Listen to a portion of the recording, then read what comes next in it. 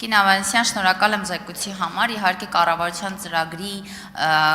կատարողականի գնահատականը մենք հանդիպում ենք համայնքներում հենց քաղաքացիներից անմիջապես տեսնում ենք այդ գնահատականը եւ իհարկե հատկապես առողջապահության նախարարության ապահովագրության ծրագիրը խոսքեր չկան ասելու, որտեղ դուք ինքներդ դա այն աննշան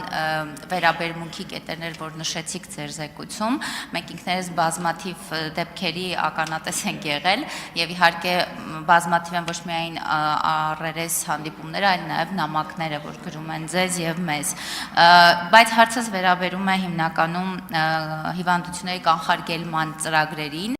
Ես կխնդրեմ ասեք քաղցկեղի կանխարգելման սկրինինգային ինչ ծրագրեր ունեք եւ դուք նշեցիք, որ պետպատվերը քաղցկեղ հիվանդության կանխարգելման հետ կապված սկրինինգային պետպատվերը ընդլայնվել է,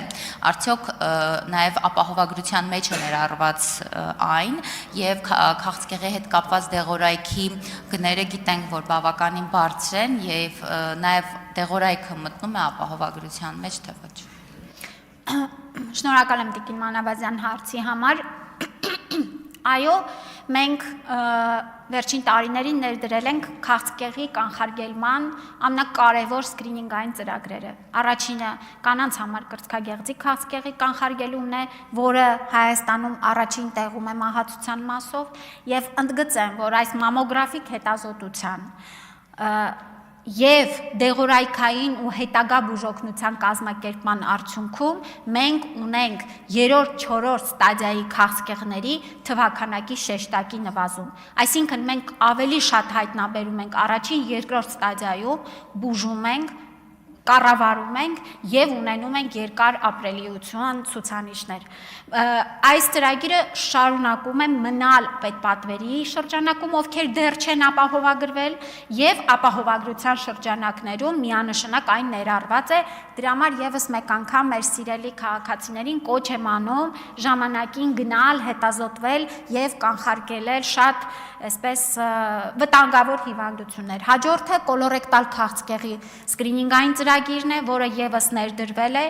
լայն թափով այն ընթանում է հիմա, մենք ներդրել ենք նոր տեստային համակարգեր, որոնք շատ հեշտ են օգտագործման համար, հաջորդիվ ամբողջ բուժական ցիկլը եւս ապահովում ենք։ Մյուսը կանանց համար պապիլոմավիրուսի կանխարգելումն է, մենք PAP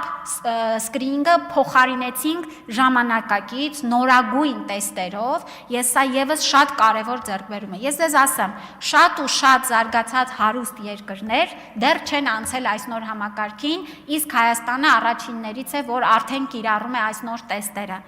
Եթե մենք շարունակենք պատվաստումները մեր աղջիկների, այս տեստերը օգտագործենք, մենք մի քանի տարվա ընթացքում կնվազեցնենք եւ կհասնենք ընդհանրապես էլիմինացիայի կանանց մոտ վզիկի քաղցկեղը։ Իսկ սա երկրորդ մահացության պատճառն է հանդիսանում։ Ես պիտի ընդգծեմ, որ ապահովագրության մեջ հենց կանխարգելիչ փաթեթը բավական մեծ է։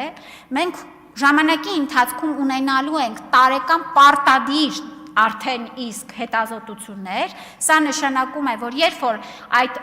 հետազոտության ցիկլը մարդու համար 1-2 տարվա պարբերականությունը լրանա, մարդը պիտի անպայման դրանք անցած լինի, որ շարունակվի գործել նրա ապահովագրական փաթեթը։ Եվ այստեղ այսպիսի խրախուսման ձևերով մենք հասնելու ենք, որ կանխարգելումը դառնա մեր համար վարքագիծ։ Քիմիոթերապիայի դեղորայքի մասով ապահովագրության փաթեթը բավական լայն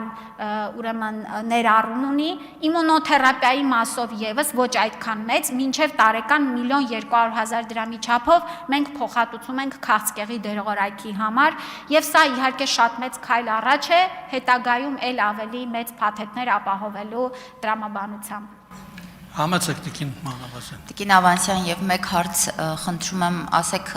համայնքներում պոլիկլինիկաների հետ կապված սպասարկման բարելավման ավելի ինչ ծրագրեր ունենք եւ ինչ առաջիկայում ինչ ենք պլանավորում ունենալ։ Ես նշեմ, որ առաջիկայում շահագործենք Արտաշատի պոլիկլինիկան, Արմավիրի բժշկական կենտրոնի պոլիկլինիկան արդեն սկսվել են շինարարական աշխատանքները, Գյումրու թիվ 2 պոլիկլինիկան է վերակառուցման շրջափուլում, Վանաձորի պոլիկլինիկան է էլի